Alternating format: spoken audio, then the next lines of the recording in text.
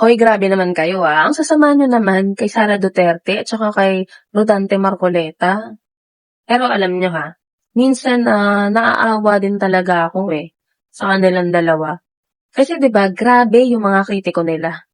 Parang wala nang ginawang tama. Samantalang kung tutuusin, napaka-consistent po nilang dalawa. Alam niyo ba kung saan sila consistent?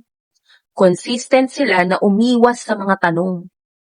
Consistent na magbigay ng paikot-ikot na paliwanag at consistent na magalit kapag hinihingi na ang accountability.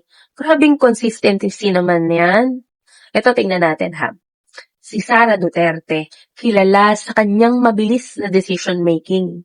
Imaginein mo 125 million na confidential funds na gastos sa loob lamang ng 11 araw noong December 2022.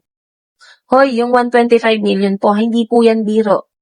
Yung iba nga hindi makapag-decide kung anong kakainin sa tanghalian. Nagtuturuan pa yan.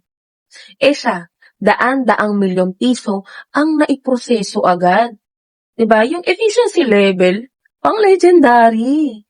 Tapos, nung silipin, yung mga acknowledgement receipt may mga pangalang lumabas na parang galing sa grocery list.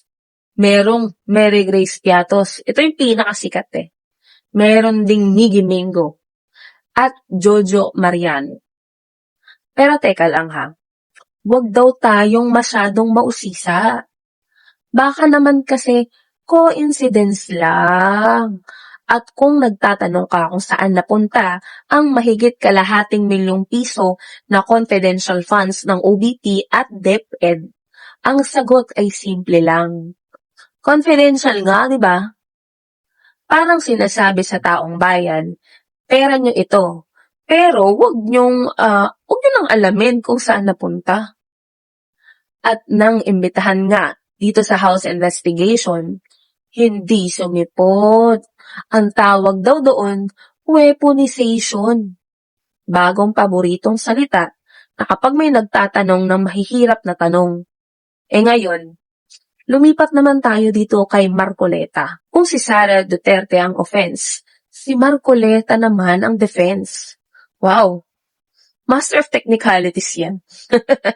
Ito kapag usapang accountability, biglang due process. Kapag may kritisismo, biglang procedure.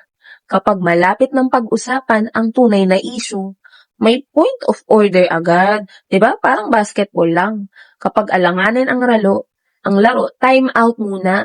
Siya rin po ang isa sa may pinakamatibay na tagapagtanggol nitong si Sara Duterte tungkol sa usapin ng impeachment. Hindi raw tungkol sa kung totoo o hindi ang alegasyon.